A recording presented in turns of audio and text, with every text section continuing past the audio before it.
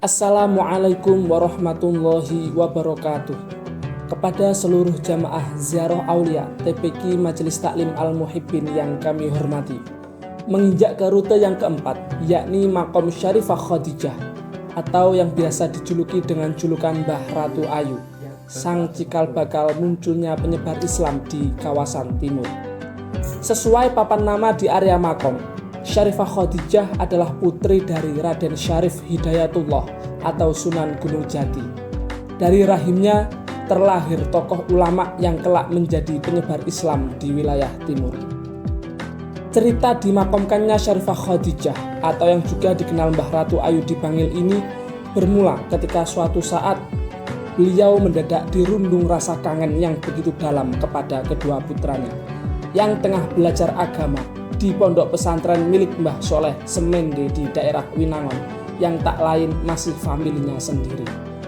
Akhirnya berangkatlah beliau mengunjungi kedua putranya, Sayyid Arif Basaiban dan Sayyid Sulaiman Basaiban. Namun sepulang menjenguk kedua putranya, Mbah Ratu Ayu mendadak sakit saat di daerah Bangil dan akhirnya beliau meninggal. Setelah meninggal, Syarifah Khadijah dimakamkan di kawasan yang sekarang disebut dengan Wetan Alun, karena memang komplek makam Mbah Ratu Ayu itu berada di sebelah timur alun-alun kota Bangil. Mbah Ratu Ayu termasuk sosok yang sangat berjasa bagi pengemban Islam di Kabupaten Pasuruan. Beliau merupakan cikal bakal bagi ulama-ulama besar di daerah Pasuruan, sebab selain silsilah dari salah satu wali songo, suami Syarifah Khadijah juga orang terhormat, yakni Habib Abdurrahman bin Umar Basaiban. Selain sebagai cikal bakal sejumlah ulama besar di Kabupaten Pasuruan, Syarif Khadijah yang kondang disebut Mbah Ratu Ayu dikenal juga sebagai sosok yang memiliki karomah besar. Beliau tercatat sebagai penyebar agama Islam yang militan di Kabupaten Pasuruan. Mengenai komplek makam Syarifah Khadijah, memang belum diketahui persis kapan bangunan makam ini dibangun. Yang pasti menurut Haji Nur, selaku warga, makam ini sudah berumur ratusan tahun. Dengan melihat bentuk bangunan gedung dan kijing yang sudah sangat tua, komplek ini terletak persis di belakang rest area Swatesi Bangil Pasuruan. Juru kunci makam menuturkan, sebelumnya komplek ini tak ada bedanya dengan komplek-komplek makam yang lain. Kemudian suatu hari ada seorang Habib bernama Pak Bud dari daerah Lawang, Malang, Jawa Timur. Beliau seperti telah mendapat firasat untuk mengunjungi makam Syarifah Khadijah.